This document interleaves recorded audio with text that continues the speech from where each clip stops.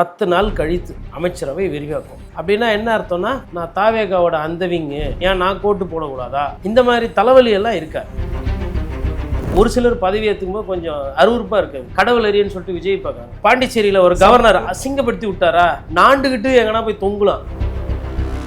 நான் ஃபஸ்ட்டு வந்து ஏதோ குழந்தைங்கள வந்து மூளை செலவு செஞ்சு ஓட்டு கேட்டு வீட்டில் எல்லாம் போய் அப்படி தான் உழைக்க முடியாமல் பண்ணாங்கன்னு பார்த்தா இதெல்லாம் ரொம்ப சீப்பான அரசியல். அதாவது விஜய் அண்ணாவை நீங்களே அன்னைக்கு விட்டா திருப்பி பார்க்க முடியாது. இப்படி காருக்கு முன்னாடி ஓடி கதவு திறந்து விட்டு வண்டியில் தொங்கி ஒரு கட்சி தோத்தே போச்சு. இப்போ அடுத்து என்ன பண்ண போறீங்க? டயரை தொட்டு கும்பிட போறீங்களா? அப்புறம் இப்படி நிற்க போறீங்களா? அது 67, 77க்கு அப்புறம் 2026 இளைஞர்களுக்கு அதிகமான வாய்ப்பு கொடுத்துருக்காங்க. அண்ணா தயார் பண்ணவங்களும் இவங்களும் ஒன்றாங்க சொல்லுங்க. பிசிகா ஐஎம்எல் வந்ததுக்கப்புறம் இந்த அமைச்சரே மாறும் அப்படின்னு சொல்கிறாங்க. எப்படி சார்? ஒருத்தர்கிட்ட இருக்கும்போது அதை பிடுங்காதீங்க. திமுகவில் ஒரு தப்பு பண்ணாங்க. ஃபஸ்ட்டு ராஜ்மோகன் தான் வந்து பள்ளிக்கல்வித்துறைக்கு அமைச்சரா. கோவி சேவை என்ன கோலி விளையாடிந்தாரா? அப்போ சத்யவாணி மூர்த்தி யார்? வளர்மதி என்ன வயசில் அமைச்சரா நாங்கள் தெரியுமா? அரசு ஊழியர்கள் ஒரு 50 பேர் ஐயோ விஜய் சார், நீங்களாம் அரசு ஊழியரா? சார், தாவேகாவுக்கு ஆதரவு அளிச்ச அதிமுக எம்எல்ஏக்கு நிலைமை எப்படி சார் இருக்குது? இனிமேல் அவங்களோட எதிர்காலம் எப்படி சார் இருக்கும்? அவை சண்முகம் சாலையை விட திருப்பதி பக்கம் யாராவது போய் திருப்பதி போய் சாமியை பார்த்துட்டு அப்பா இப்படி ஆகிப்போச்சு அப்படின்னு சொல்லிட்டு கோவிந்தா கோவிந்தா அப்படின்னு சாமி கும்பிட்டு வர வேண்டியதான்.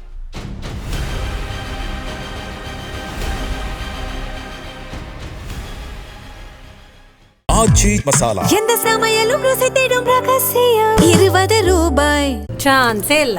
பன்னீர்னா இது மட்டும்தான். பன்னீர்னா ஒன்லி மில்கி மிஸ்ட். தி டிபேட் நேயர்களுக்கு வணக்கம். இன்று நம்முடன் இணைந்திருப்பவர் மூத்த பத்திரிகையாளர் திரு கோடீஸ்வரன் சார். சார் வணக்கம் சார். வணக்கம் நேயர்களுக்கு அன்பு வணக்கம். சார், இங்கே தமிழ்நாட்டில் வந்து 23 புது அமைச்சர்கள் பதவியேற்றிருக்காங்க. காங்கிரஸ் 2 பேர் பதவியேற்றிருக்காங்க. 59 ஆண்டுகளுக்கு பிறகு காங்கிரஸ் வந்து தமிழக சட்டசபை அமைச்சராக பதவியேற்றிருக்காங்க. எப்படி சார் பார்க்குறீங்க? ஒரு நல்ல நாள். அமைச்சரவை பதவியில் வந்து நிறைய பேர் இளமுகங்கள் 30லேருந்து 40 வயசு, அந்த 45 வயசுக்குள்ளே இருக்க கேட்டகரியில் புதுசாக அமைச்சர்கள் வந்திருக்காங்க. விஜய் அவர்களுக்கும் தாவேகாக்கு இது நல்லது.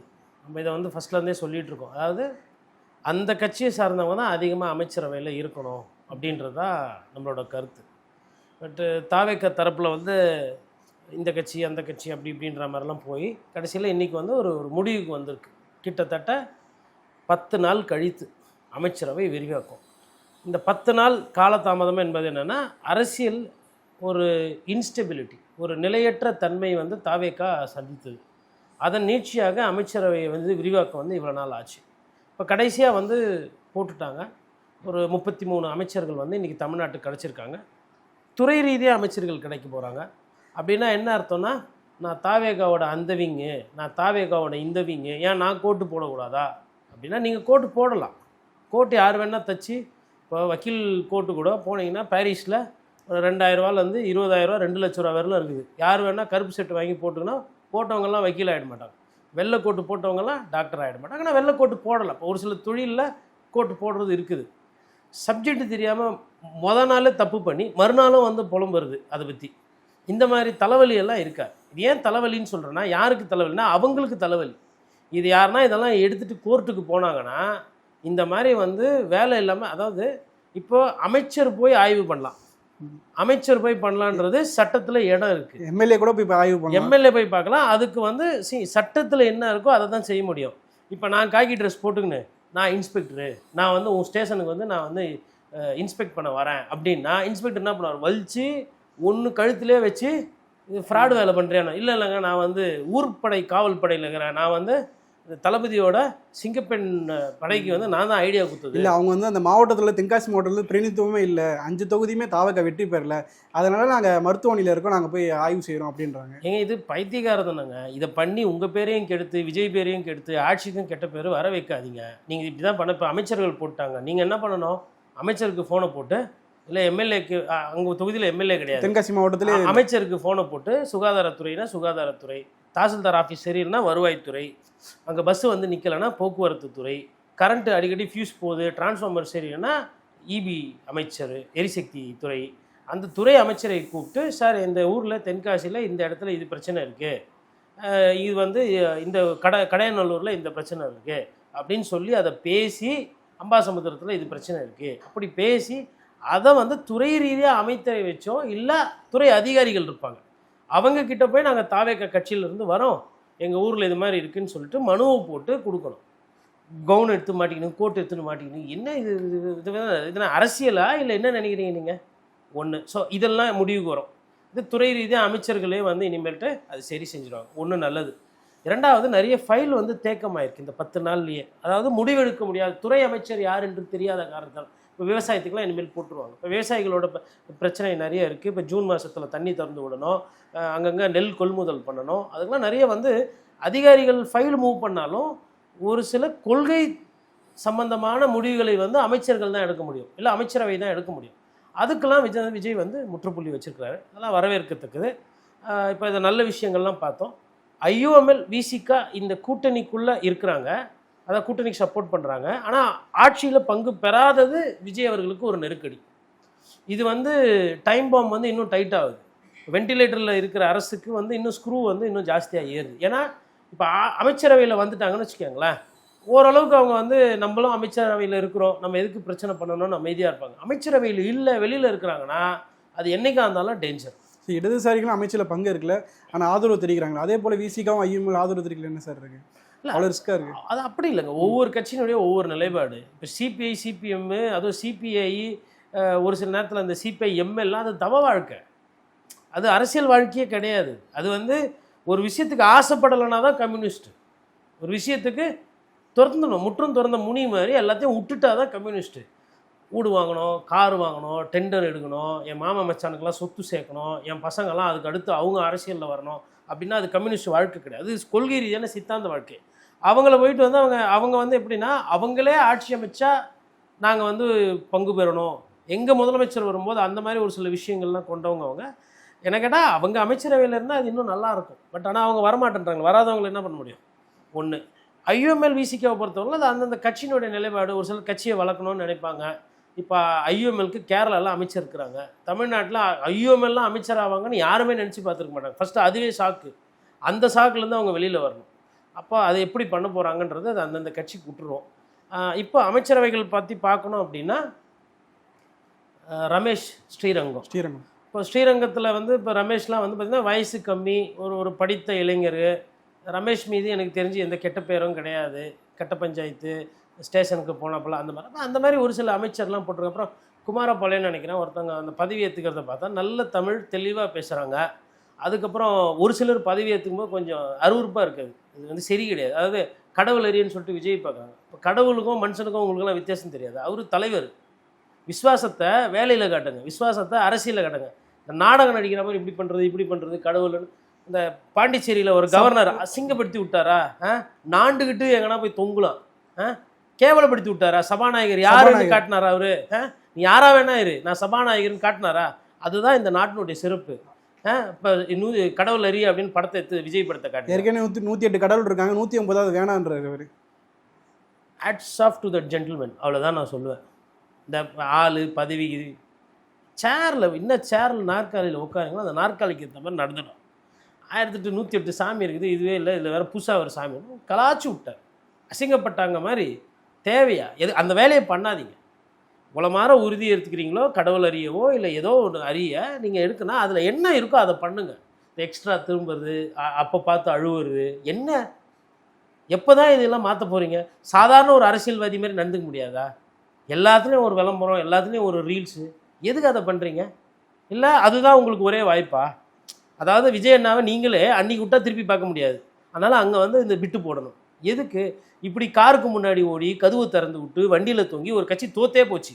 நீங்கள் உதாரணத்துக்கு நான் உடச்சே பேசுவேன், வட சென்னையில் பார்த்தீங்கன்னா முதல்வர் வரக்கூடாது, அப்படி நிற்கிறது, இப்படி நிற்கிறது, இப்படி வணக்கம் வைக்கிறது, அப்புறம் நெஞ்சு திறந்து காட்டினா அனுமான் மாதிரி இருக்கிற மாதிரி ஃபோட்டோ போட்டு போஸ்டர் ஓட்டுறது, அதெல்லாம் பண்ணாது. பண்ணி தோக்கடிக்க, அதாவது கெட்ட பேரே இதில் தான் வர்றது. அவர் ஒரு நல்ல சிறந்த மனிதராக, சிறந்த முதலமைச்சராக அவர் செயல்படணும். அவரை போய் வந்து எக்ஸ்ட்ரா பில்டப் கொடுத்து அடுத்த தேர்தலுக்கு வரவே மாட்டார், பிரச்சாரமே பண்ண மாட்டார், வீட்லேயே வந்து வைப்பு தான். இது எங்கே போய் நிற்கும்ன்றதை புரிஞ்சுக்கணும். ஜெயிச்சாச்சு, கொடுத்தாச்சு, நல்ல பேர் எடுத்து இவர் நல்லா இந்த அமைச்சர் செயல்படுறாருன்னா அந்த பெருமை யாருக்கு? உங்களால் ஓட்டு கிடைக்கல, விஜய் அவர்களோட முகத்துக்காகவும் விஜய் அடையாளம் காட்டினதுனால தான் ஓட்டு கிடச்சிது. அந்த விசுவாசத்தை நீங்கள் எப்படி செய்யணும்? அவரும் உழைக்க மாட்டார், நீங்கள் உழைக்கணும். இதுதான் சிலபஸ். நீங்கள் உழைச்சி நல்ல பேர் எடுத்தீங்கன்னா அவருக்கு பேர் வரும்போது, அதை விட்டு கடவுள் மாதிரி, கடவுளே நேரில் பார்த்தா மாதிரி, சைடில் பார்த்தா மாதிரி, இது என்ன இலக்கிய பட்டிமன்ற போட்டியா அங்கே நடக்குது? நீங்கள் உங்கள் கட்சி நிகழ்ச்சியில் போய் பேசிக்கலாம். இப்போ கட்சி நிகழ்ச்சி தாவேக்கா மூலமா இப்போ வேட்பாளருக்கு நன்றி தெரிவிக்க போகலாம்ல, இன்னும் யாரும் போனாங்களான்னு தெரில. அமைச்சர் ஆகிட்டீங்க நிறைய பேர், ரைட்டா? போயிட்டு உங்கள் சட்டமன்ற தொகுதிக்கு போயிட்டு மக்களை பார்த்து எனக்கு ஓட்டு போட்டவங்களுக்கு நன்றின்னு சொல்லிட்டு அங்கே பேசுங்க. கடவுளாக பார்க்குறேன், எனக்கு வந்து அடுத்த அம்மா இவர் தான், அடுத்த அப்பா இவர் தான், எங்கள் அப்பா அம்மா கூட அவ்வளோ பண்ணல, இவர் தான் எல்லாம் பண்ணார் சொல்லிக்கோங்க. என்ன இருக்குது அங்கே பண்ணுங்க, இங்கே பண்ணக்கூடாது. இது லைவில் எல்லாரும் பார்க்குறாங்க லட்சக்கணக்கில். அப்போ அந்த விளம்பரத்துக்காக தானே இதெல்லாம் பண்ணுறீங்க. இதில் பாதி பேர் மற்ற கட்சி விட்டு வந்தவங்க தானே நீங்கள். அப்போ கட்சி விட்டு கட்சி மாற்றி சார், இது வந்து இதுவும் ஒரு தொழில், அவ்வளோதான். தொழில் ரீதியாக ஒரு நல்வாய்ப்பு, நல்ல வாய்ப்பு, மிகப்பெரிய வாய்ப்பு விஜய் அவர்களால் உங்களுக்கு கிட்டே இருக்குது. அந்த நன்றி கடனை செய்ய வேண்டிய விதம் நடிப்பு அல்ல. புரியுதுங்களா? இது என்ன இது? அப்போ அது எதுக்கு? இப்போ சரி, கோர்ட்டில் போயிட்டு நாளைக்கு ஏதோ ஒன்று விஜய் சாரை என்னன்னு சொல்வீங்க? கட்சி தலைவர் சொல்வீங்களா, அண்ணன் சொல்வீங்களா, இல்லை கடவுள் சொல்வீங்களா? கட்சி தலைவருங்க. இது வந்து அரசியல் நிகழ்ச்சி. ராஜ்பவனில் அப்படி பண்ணாதீங்க, சட்டமன்றத்தில் அப்படி பண்ணாதீங்க. நான் அவ்வளோதான் சொல்கிறேன். நான் 2 இடம், இந்த மாதிரி இடங்கள்ல, பொது இடங்கள்ல அது மாதிரி பண்ணாது. நீங்கள் கட்சி ஃபங்க்ஷனு, மக்களை சந்திக்கிறீங்க, இல்லை பெரிய ஒரு போஸ்டராக ஒன்று போட்டு நான் வணங்கும் கடவுள் அப்படின்னு ஒரு போஸ்டர் ஒன்று பெருசாக போட்டு கூட உங்கள் வீட்டில் இல்லை உங்களோட கட்சி அலுவலகம் இருக்கும் இல்லையா, அங்கே போட்டுட்டு இப்போ இப்படி கை வைக்கிற மாதிரி அது கையிலேருந்து அப்படியே பவர் போகும் ஃபுல்லாக. அப்புறம் இங்கே பின்னாடி பெரிய ஒளிவட்டம் பெருசாக, இந்த புத்தருக்கு மகாவீருக்குலாம் பார்த்தீங்கன்னா ஃபோட்டோவில் வந்து பார்த்திங்கன்னா இருப்பாங்க பின்னாடி பெரிய ஒளிவட்டம். அந்த மாதிரி விஜய் சாருக்கு போட்டு இங்கே ஒரு கமண்டலம், அதில் வந்து அப்படியே 6 மாதிரி ஒன்று ஓடுற மாதிரி, கீழே ஒரு சிங்கம் ஒன்று படுத்து கிடக்கிற மாதிரி. சாமி படம்லாம் பார்த்திங்கன்னா அப்படி இருக்கும். வெஸ்ட் பெங்காலெல்லாம் போய் பார்த்திங்கன்னா காளிப்படுத்து அந்த மாதிரி ஒரு சிங்கம் படம் விஜய் அண்ணா உட்கார வச்சு ஒரு நல்ல சிம்மாசனம் மாதிரி ஒரு கோல்டு கலரில் போட்டு ஒரு ஃபோட்டோஷாப் ஒன்று பண்ணி அழகாக பேசி நான் வணங்கும் கடவுள், எங்களோட குல தெய்வம் அப்படி போட்டு பண்ணுங்க. யாரும் எதுவும் சொல்ல மாட்டாங்க. அப்போ இப்போ நான் சொன்னேன்ல, உனக்குன்னா வலிக்குது கேட்கலாம். அவங்க பதவிக்கு வந்திருக்காங்க, அவங்க நன்றி எப்படி தெரிவிக்கணும்னு தெரியாமல் இப்படி தெரிவிக்கலாமா சார்? ஓட்டு போட்டாங்க இல்லையா மக்கள், விஜய் முகத்தை ஒண்டி நினச்சிக்கிட்டு டிவியில் பார்த்துட்டு தெருவில் வராமல் ஓட்டு போட்டாங்களே, அவங்களுக்கு போய் நன்றியை சொல்லுங்கள் ஃபஸ்ட்டு. ஓட்டு போட்ட மக்களுக்கு அவங்க விஜய்க்காக நம்ம ஓட்டு போட்டது தப்பாக போல, விஜய்க்காக ஓட்டு போட்டது தப்பாக போல. விஜய் வந்து ஒரு நல்ல எம்எல்ஏவை கொடுத்துருக்காரு, விஜய் வந்து ஒரு நல்ல அமைச்சரை கற்றுருக்காரு, அப்படி போ. இதுதான் அழகு, இதுதான் முறை. அதை விட்டுட்டு எப்போ பார்த்தாலும் இதையே பண்ணிக்கிட்டு இப்போ என்ன ஆகிடும்னா இவங்களுக்குள்ள காம்படிஷன் வந்துடும். யார் பயங்கரமாக முட்டு கொடுக்குறது, யார் பயங்கரமாக இப்படி வணக்கம் வைக்கிறது, இதெல்லாம் வேணான்ட்டு தானே மக்கள் உங்களுக்கு ஓட்டு கொடுக்குறாங்க. இதெல்லாம் பார்த்து சகிச்சு போச்சு, இதெல்லாம் பார்த்து மனசு கஷ்டமாக இருக்குது, எப்போ பார்த்தாலும் இதே மாதிரி பண்ணுறாங்க. அப்போ மாற்றோன்னா நீங்கள் அதுக்கேற்ற மாதிரி பண்ணணும். திருப்பி போயிட்டு அப்போ அடுத்து என்ன பண்ண போகிறீங்க? டயரை தொட்டு கும்பிட போகிறீங்களா? அப்புறம் இப்படி நிற்க போகிறீங்களா? அவர் ஏதோ பெருந்தன்மையாக கட்டி பிடிக்கிறார், ரைட்டா? ஹாய் சொல்கிறாரு. அதை டெக்கோரமை மெயின்டைன் பண்ணுறதுக்கு என்ன பிரச்சனை உங்களுக்கு? எதுக்கு நீங்கள் இறங்கி போகிறீங்க? நீங்கள் அமைச்சர் சாமி, நீங்கள் வந்து அவர் மீது நான் என்ன சொல்கிறேன்னா, இந்த ஊழ கும்பிடு போடுறவங்க பயங்கரமாக அந்த வணக்கம் வைக்கிறவங்கெல்லாம் டேஞ்சர். நான் நிறைய பேரை பார்த்துட்டேன் அரசியலில். இதெல்லாம் பண்ணாதீங்கன்னு சொல்கிறேன். நான் இவங்கெல்லாம் வேணும்ட்டே பண்ணுறாங்கன்னு நான் சொல்ல, அவங்களுக்கு தெரியல பாவம். அதனால தான் அதை நான் சொல்கிறேன். இந்த சிம்பாலிசம்ஸு, இந்த ட்ராமா வேணாம். இது இல்லாமல் பண்ணுங்கள். நல்ல சிறப்பான ஒரு அமைச்சரவை, நல்ல இளைஞர்கள், யாரும் ஊழல் குற்றச்சாட்டுலாம் நிறைய பேர்கிட்ட இல்லை. ஒரு சிலர் இருக்கிறாங்க. இப்போ ஐயா ஆதவர்ஜுனா, வில்சன் போன்றவர் மீது ஒரு குற்ற பின்னணி, ஒரு ஒரு கெட்ட பெயர் இருக்குது. அது மாதிரி ஆட்களுக்கும் தொடர்ந்து வாய்ப்பு கொடுத்துருக்குறாங்க. அது ரொம்ப எண்ணிக்கை குறைவாக இருக்கிறது திமுகவோடவோ அதிமுகவோ பார்க்கும்போது. அதுக்கப்புறம் முஸ்தஃபாவுக்கு கொடுக்கல. உண்மையிலே வந்து அது தாவேக்காவுக்கு ஒரு பின்னடைவு தான். அவர் தான் முதல்ல கூட்டணி கட்சியின் சார்பில் போய் தாவேக்காவோட இணைஞ்சவர்னு அவர் தான். முஸ்தஃபாவுக்கு கொடுக்கல. கூட்டணி கட்சின்னு முதல்ல போனார், நம்பி வந்தார், கொடுக்கல. It comes with experience. Political experience Mustafa பாய்க்கு அதிகம். ஒரு சட்டமன்றத்தில் யாருன்னா கேள்வி கேட்குறாங்கன்னா துறை ரீதியாக இது பண்ண மாட்டார். அப்போவே கேட்டவுடனே கவுண்டர் வரும். அது இட்ஸ் அ மிஸ்டேக். முஸ்தஃபா அவர்களுக்கு சீட்டுக்கு அமைச்சரவை பதவி கொடுக்காது, சத்யபாமா அவர்களுக்கு அமைச்சரவையில் பதவி கொடுக்காதது ஒரு ஒரு ஒரு அது தாவேக்காக்கு தான் இழப்பு. அதாவது என்னென்னா ஒரு மிக்ஸாக எடுத்துகிட்டு போயிருக்கலாம். அவர் அனுபவம் வாய்ந்தவர்கள் பாதி, புதுசாக வந்தவங்க பாதி, யங்ஸ்டர்ஸ் பாதின்னும் போது அந்த காம்பினேஷன் பார்த்திங்கன்னா லெஃப்ட் ரைட் காம்பினேஷன் அருமையாக அமைஞ்சிருக்கும். ஆனால் அவர் என்னன்னா யங்ஸ்டர்ஸ்க்கு நிறைய போயிருக்கார், புதுமுகங்களுக்கு அதிகமாக போயிருக்காரு. 67-77க்கு அப்புறம் 2026 இளைஞர்களுக்கு அதிகமான வாய்ப்பு கொடுத்துருக்காங்க. இளைஞருக்கு அதிகமாக அண்ணா தயார் பண்ணவங்களும் இவங்களும் ஒன்றாங்க சொல்லுங்கள். அதாவதுங்க நான் என்ன சொல்கிறேன்னா 67-77 அது வந்து பழைய கதை. உழைச்சிட்டு கஷ்டப்பட்டுட்டு வந்தாங்க, இது உழைக்காமல் வந்துட்டாங்க, ரைட்டா? அதனால் அந்த கம்பேரிசனை நிறுத்திக்கோங்க. அண்ணா தயார், அப்போ கலைஞர் எம்ஜிஆர் தான் உட்காந்துருக்குறாங்களே. இப்போது புதுசாக வந்தவங்களாம் நிறைய எம்ஜிஆர் நிறைய கலைஞர் இருக்கிறாங்க, அப்படி எடுத்துக்க வேண்டான்னு இல்லை அப்படி விமர்சனம் வந்துக்கிட்டு இருக்கு. அவங்க சொல்லுவாங்க, நீங்கள் ஏன் ஒரு பத்திரிகையாளர் அப்படி பேசுகிறீங்க, அவங்களுக்கு தெரியாது பேசுகிறாங்க, நீங்கள் பத்திரிகையாளர் நீங்கள் அப்படி சொல்லலாமா, உங்களுக்கு அரசியல் தெரியும் தானே. இப்போ இந்த இடத்துல அரசியல்வாதிகளோட கணக்கு இல்லை பத்திரிகையாளரோட கணக்கு, வியூக வகுப்பாளர் கணக்கு, அரசியல் புரிந்தவர்களோட கணக்கு தோத்துருச்சு உண்மை. அதுக்காக மொத்த அடிப்படையே தப்புன்னு எடுத்துக்கலாமா? அப்போ 67 இருந்தவங்களும் அந்த மாதிரி இருக்காங்களா? இப்போ சத்யவாணி முத்து, அதுக்கப்புறம் வந்து உங்களுக்கு காளிமுத்து, சொல்லாடலுக்கு அந்த மாதிரி ஆட்கள் எதனா பார்க்குறீங்களாங்க? இல்லை நாஞ்சிலர் மாதிரி ஒருத்தர், பேராசிரியர் மாதிரி, அந்த மாதிரி ஒரு ஒரு ஒரு ஒரு சரி, இவங்க அதுக்கும் மேலே போகலாம். ஆனால் இவங்க அவங்க இல்லை, அவ்வளோதான். மேபி 30 வருஷம் கழிச்சு இதில் இருக்கிற இப்போ கீர்த்தனா வந்து ஒரு பெரிய ஒரு நல்ல அமைச்சராக வரலாம், ரமேஷ் வந்து சூப்பராக ஒரு மினிஸ்டர் ஆகலாம், ராஜ்மோகன் வந்து ஒரு கல்வியில் வந்து ஒரு புரட்சி கூட பண்ணலாம். நான் மாற்று கருத்து நான் வைக்கல. இன்றைக்கி ஒருத்தரோட ஒருத்தர் அந்த கம்பேர் பண்ணுறதை அதை நிறுத்திடுங்க. தனிப்பட்ட அடையாளம், ராஜ்மோகனா ராஜ்மோகன், ரமேஷ்னா ரமேஷ், பார்த்திபன்னா பார்த்திபன், அதை தாண்டி போகக்கூடாது. அப்புறம் பர்வேஸ் அவர்கள் அறந்தாங்கியில், பர்வேஸ்க்கு ஒரு சில பிரச்சனைகள், ஒரு சில கெட்ட பேர்லாம் அங்கே வந்தது, ஆனால் அவருக்கு அமைச்சரவை கொடுத்துருக்காங்க. அப்போ திருப்பூரில் வந்து சத்யபாமாவுக்கு கொடுத்துருக்கலாம். சத்யபாமா வந்து ஊழல் குற்றச்சாட்டுலாம் கிடையாது, எம்பியாக இருந்தவங்க. எப்படி பேசணும், எப்படி கவுண்டர் பண்ண தெரியும். இன்றைக்கி இந்த கவர்மெண்ட்டுக்கு பெரிய சிக்கல் வந்து ப்ராப்பர் அட்வைசஸோ இல்லை ப்ராப்பர் பொலிட்டிக்கல் மெச்சூரிட்டி, இன்ஸ்டெபிலிட்டி, பத்திரிகையாளர் சந்திப்பு, சட்டமன்றத்தில் கேட்ட கேள்விக்கு பதில், எதிர் பதில், திட்டங்கள் மூலிமா இதெல்லாம் பிரச்சனைங்க. இதெல்லாம் சரி செய்யணும்னா உங்களுக்கு எக்ஸ்பீரியன்ஸான ஆள் வந்து கொஞ்சம் உள்ளே இருக்கிறது நல்லது. அந்த விஷயத்தில் ஒரு தப்பு பண்ணியிருக்காங்க.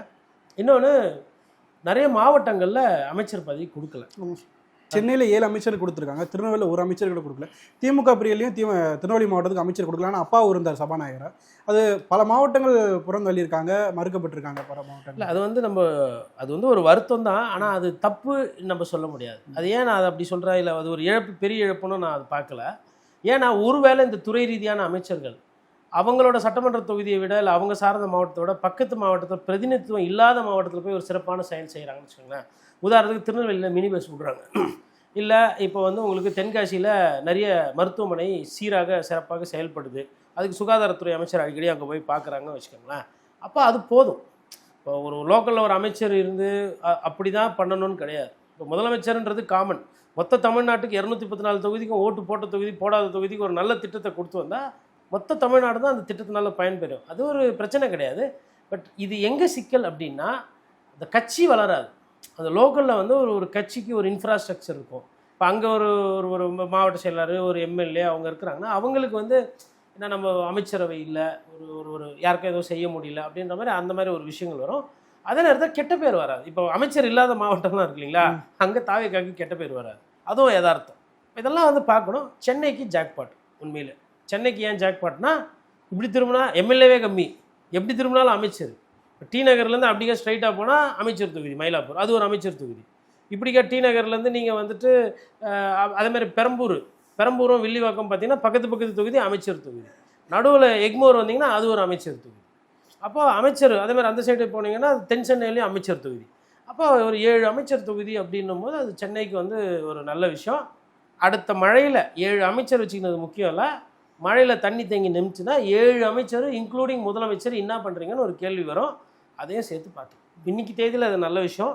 திருவள்ளூரில் அமைச்சரே கொடுக்கல, பேய்த்தனமாக ஓட்டு போட்ட மாவட்டம் திருவள்ளூர் தாவேக்காக்கு. அதனால் விஜய் அவர்கள் அங்கே யாரா ஒரு எம்எல்ஏ கொடுத்து அது நம்ம சொல்ல முடியாதுங்க. எதில் விமர்சனம் பண்ண முடியும், அது அவர் அமைச்சரவை, அவர் இஷ்டம், யாரை வேணால் வச்சுக்கலாம். அது ஒரு சிலர் போட்டிருக்காரு, நல்ல ஆட்களுக்கு வாய்ப்பு கொடுத்துருக்காரு, ஒரிஜினல் தாவேக்காரங்களுக்கு அதிக வாய்ப்பு கொடுத்துருக்காரு, இளைஞர்களுக்கு வாய்ப்பு கொடுத்துருக்காரு. இது எல்லாமே வந்து ஒரு நல்ல முயற்சி. இதிலும் சிறப்பானது, வேறு மாற்று கட்சியிலேருந்து வந்தவங்க இது வரலாம் யாரும் உள்ளே வரல. அதனால் ஸோ ஃபார் ஸோ குட். நான் இந்த அமைச்சரவையே மாற்றம் வரும், விசிகா ஐஎம்எல் வந்ததுக்கப்புறம் இந்த அமைச்சரவை மாறும் அப்படின்னு சொல்கிறாங்க. எப்படி சார்? அதெல்லாம் நீங்கள் இருக்கிற இன்ஸ்டெபிலிட்டிக்கு அடிக்கடி மாற்றிக்கிட்டு இருந்தீங்கன்னா மனசு கஷ்டப்படுவாங்க. ஒருத்தர்கிட்ட இருக்கும்போது அதை பிடுங்காதீங்க. திமுகவில் ஒரு தப்பு பண்ணாங்க, நிறைய சிட்டிங் எம்எல்ஏவை வந்து மாற்றினாங்க. விமர்சனம் அதிகமாக இருந்தது அவங்களோட அமைச்சர்கள் மேலே. எம்எல்ஏக்களை விட அமைச்சர்கள் மேலே தான் விமர்சனமாக கெட்ட பேராக இருந்தது. ஆனால் இவங்க என்ன பண்ணாங்கன்னா, அமைச்சர்களெலாம் சீட்டை கொடுத்துட்டு இந்த ஃபஸ்ட் டைம் எம்எல்ஏ 4 வாட்டி எம்எல்ஏவாக இருக்கிறாரு இவரே திருப்பி அப்படின்னு சொல்லிட்டு நிறைய பேர் மாற்றினாங்க. அதில் வந்து ஒரு சில அதிருப்தி இருந்துச்சு. மேபி க்ளோஸ் காலாக போச்சு இல்லைங்களா, அந்த மாதிரி இடங்களில் வந்து மாறி இருக்கலாம். அட்லீஸ்ட் இன்னும் அதனால் வந்து இன்னொரு 5-10 சீட்டு கூட கிடச்சிருக்கலாம் திமுகவுக்கு. இந்த மாதிரி மிஸ்டேக்ஸை நீங்கள் பண்ணாதீங்க. ஒருத்தர் அமைச்சர் ஆக்கிட்டிங்கன்னா தப்பு பண்ணால் ஒண்டி தான் மாற்றணும். அதிமுகலேருந்து ஒரு 4 பேர் வராங்க, விசிகாவில் வந்து எனக்கு 2 அமைச்சர் வேணும், நானும் வந்து திருச்சியில் நிற்க போகிறேன், நானும் வந்து உள்ள துணை முதலமைச்சராக வந்துக்கிறேன் அப்படின்னா அப்போது அங்கே இருக்கிற எம்எல்ஏவை நீங்கள் மாற்றக்கூடாது. அது முறை கிடையாது. அதாவது நீங்களே பதவி கொடுக்குறீங்க, பதவியில் கொஞ்ச நாள் இருக்கட்டும், நல்லது செய்யட்டும், நல்லது செய்யாதவங்கள நீங்கள் தூக்கணும், அது தப்பு கிடையாது. இப்போது பர்ஃபார்மன்ஸ் யாருன்னா சரியாக பண்ணலை, இது வந்து ஒரு கோல்டன் ஆப்பர்ச்சுனிட்டி விஜய்க்கு, அவரே எதிர்பார்த்துருக்க மாட்டார், கிடச்சிருக்குது. இது எப்படி வச்சு அவர் ப்ளே பண்ண போகிறாருன்னு தான் பார்க்கணும். என்ன கேட்டால் எவ்ரி 1 இயருக்கு ஒரு வாட்டி மினிஸ்டருங்களை ரீஷஃபில் பண்ணுறது ஒன்றும் தப்பு இல்லை, இல்லை மாற்றுறது தப்பு. அதாவது யார் மேலாம் விமர்சனம் வந்துச்சு என்ன தூக்கிடுவேன் சார். இந்த 1 இயருக்கு மாற்றலான்றீங்க. ஒய்எஸ்ஆர் வந்து ஆந்திராவில் அப்படி தான் 2.5 வருஷத்துக்கு அப்புறம் மாற்றினாங்க. அவங்க வீழ்ச்சிக்கு அது ஒரு காரணம்னு சொல்லப்படுதில்ல சார்? ஒய்எஸ்ஆர் வந்துங்க it's not a heroic party. YSR வந்து கட்சி, இது வந்து ஹீரோயிக் பார்ட்டி, இது வந்து 1 மேன் பார்ட்டி. இந்த பார்ட்டி வந்து இது பயங்கரமாக ஸ்ட்ரைக் ரேட் வச்சுருக்கு. இங்கேருந்து அப்படியே கூட பொத்துன்னு விழும். ஏன்னா கட்டமைப்பு என்பது இந்த கட்சிக்கு கிடையாது. கட்டமைப்பே இல்லாமல் ஒரு விஷயத்துக்கு மேலே வந்து ஆட்சிக்கு வந்த விஷயம் ஒன்றும் இல்லை. இப்போ இதை நீங்கள் பேன் பண்ணிட்டீங்க அப்படின்னா, சமூக வலைத்தளத்தை பேன் பண்ணிட்டீங்கன்னா தாவேக்காவோட வளர்ச்சி தடைபட்டு விடும். இப்போது என்ன பண்ணுறாங்க அவங்க, இந்த ஃபேக் மீடியா, ஃபேக் நரேட்டிவ், இப்படியெல்லாம் எந்த கட்சியும் இவ்வளோ மட்டமாக மோசமாக நடந்தது கிடையாது. இப்போ டெல்லியில் என்ன பண்ணுறாங்கன்னா, ஜோசப் அப்படின்னு இல்லாமல் வெறும் விஜய் அப்படின்னு போட்டு அவர் தான் அடுத்த பிரதமர் அப்படின்ற மாதிரி அங்கே ஆரம்பிக்கிறாங்க. வட இந்தியாவில், தென்னிந்தியாவிலேருந்து ஒருத்தர் வந்துட்டார், கேரளா இவர் கண்ட்ரோலு, தமிழ்நாடு இவர் கண்ட்ரோலு, பாண்டிச்சேரி இவர் கண்ட்ரோலு, அடுத்து ஆந்திரா, அடுத்து அப்படி போட்டு நான் என்ன கேட்குறேன்னா, இந்த விளம்பரம் இருக்குல்ல, இந்த அவதூறாக பரப்புறது. அப்புறம் எங்களை வந்துட்டு இதில் என்னென்னா, ஐயா நாஞ்சில் சம்பத்லாம் வந்து கொஞ்சம் தரவுகள் பார்த்து விடுவார், அவருக்கே பட்டை அடிச்சு விட்டாங்க. எங்கள் இவ்வளவு வழக்கறிஞர், இவ்வளவு பட்டதாரி, இவ்வளோ இன்ஜினியர், பார்த்தா பூரா போகஸு. எதுக்கு பிபிஏ பச்சா பிபிஏ பச்சன்னு சொல்ல வேண்டியதானே, எதுக்கு எம்பிஏன்னு போய் சொல்லணும்? இல்லை எம்பி படிச்சுனுக்கிறாருனாச்சும் சொல்லுங்க, இல்லை மேலே ஒரு கோடு போடுங்க, படித்து கொண்டிருக்கிறார். இல்லை இன்னொன்று நான் கேட்குறேன், அரசியலில் தான் வந்து யார் வேணால் எது ஆகலான்னு இருக்குது, தேர்வுன்றது கட்டாயம் கிடையாது. நான் வேறு 3ஆம் கிளாஸ் தான் படிச்சுக்கிறேன்னா என்னால் முதலமைச்சர் ஆக முடியும், 3ஆம் கிளாஸ் ஃபஸ்ட்டு என்னால் மருத்துவர் ஆக முடியுமா, 3ஆம் கிளாஸ் ஃபஸ்ட்டு என்னால் பத்திரிகையாளர் ஆக முடியுமா, இல்லை வழக்கறிஞர் ஆக முடியுமா? ஆனால் அரசியல்வாதி ஆகலாம், அமைச்சர் ஆகலாம், முதலமைச்சர் ஆகலாம், பிரதமர் ஆகலாம். அப்படி இருக்கும்போது எதுக்கு அந்த பொய்யான விளம்பரம் தான் கேட்குறேன். என்னடா ஒரு அஃபிடாவிட் வைக்கிறோமே தேர்தல் ஆணையத்தில், அதில் ஓகே தப்பிச்சிட்டிங்க எல்லாம் ஓரளவு உண்மை சொன்ன, ஆனால் பிரச்சாரத்துக்கு என்னென்னலாம் பண்ணியிருக்கிறீங்க, என்ன வேலை இது?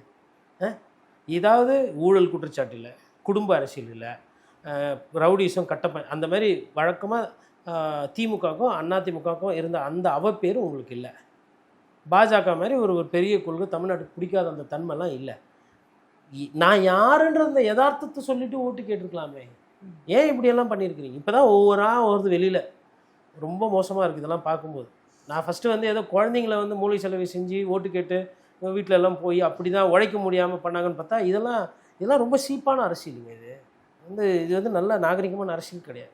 இந்த ஃபோனில் பண்ணுற அரசியலை நிப்பாட்டி, இப்போ தான் அமைச்சர்லாம் வந்துட்டாங்கல்ல, போய் ஆய்வு பண்ணி பத்திரிகை செய்தி துறை இருக்குது, அதெல்லாம் வந்து ஃபோட்டோ எடுத்து போட்டு சொல்லி இதெல்லாம் பிரச்சனை இருக்குது, இதெல்லாம் அமைச்சர் சரி செஞ்சார், அமைச்சர் மக்கள் குறை கேட்டார் சொல்லிட்டு ஆக்கப்பூர்வமான அரசியல் இனிமேல் பண்ணணும். அது பண்ணால் தான் அவங்களுக்கு வந்து அந்த கட்சிக்கு நல்லது.